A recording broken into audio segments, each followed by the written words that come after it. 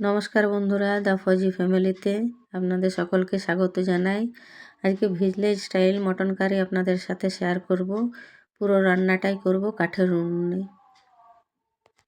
সঙ্গে থাকুন, দেখতে থাকুন রেসিপিটা কিভাবে বানাই। প্রথমেই তেলের মধ্যে তেজপাতা পেঁয়াজ দিয়ে পেঁয়াজটাকে ভালোভাবে কষিয়ে নিয়েছি। যখন প্রায় অর্ধেক ভাজা হয়ে গেছে তখন দিয়ে দিয়েছি 3টা বিলাতি। আর আদা পেঁয়াজ রসুনের পেস্টের সঙ্গেই পরিমাণ মতো হলুদ গুঁড়ো, জিরে গুঁড়ো আর ধনের গুঁড়ো আমি মিশিয়ে রেখে দিয়েছিলাম। সেই মিশ্রণটাও এই পেঁয়াজ ভাজার সঙ্গে দিয়ে দিলাম। সমস্ত মশলা আর তার সাথে বিলাতিটা নরম হয়ে গেছে।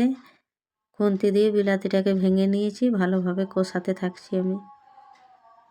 দেখুন প্রায় কষানো হয়ে এসছে। এটা অবশ্যই উনুনে কম আঁচ রেখে মশলাটাকে কষাতে হবে। মশলার থেকে তেল ছেড়ে এসেছে। এবারে 2 কিলো মতো মাটন আছে এখানে। সবটাই পরিষ্কার করে ধুয়ে রেখেছিলাম, সেটা দিয়ে দিলাম এর মধ্যে। এবারে উনুনে কম আঁচ রেখে মাটনটাকে ভালোভাবে কষাতে থাকবো।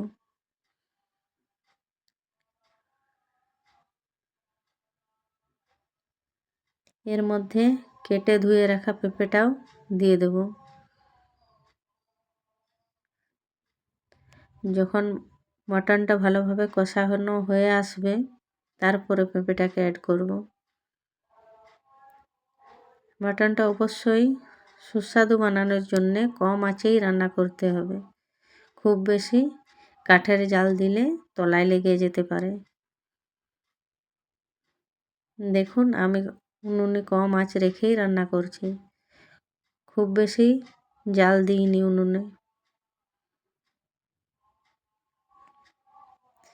মাংসটা ভালোভাবে কষানো হয়ে গেছে, তেল ছেড়ে এসেছে। এবারে কেটে ধুয়ে রাখা পেঁপের টুকরোগুলো দিয়ে দিলাম। আর বাচ্চারা পেঁপে দিয়ে খাবে না, সেই জন্য কয়েক টুকরো আলুও এর সাথে দিয়ে দিলাম। এবারে আলু, পেঁপে আর মাটনটাকে ভালোভাবে কষাতে থাকবো। তার মধ্যে এবারে জল দিয়ে দেবো। দেখুন কত সুন্দর কালারটা এসেছে।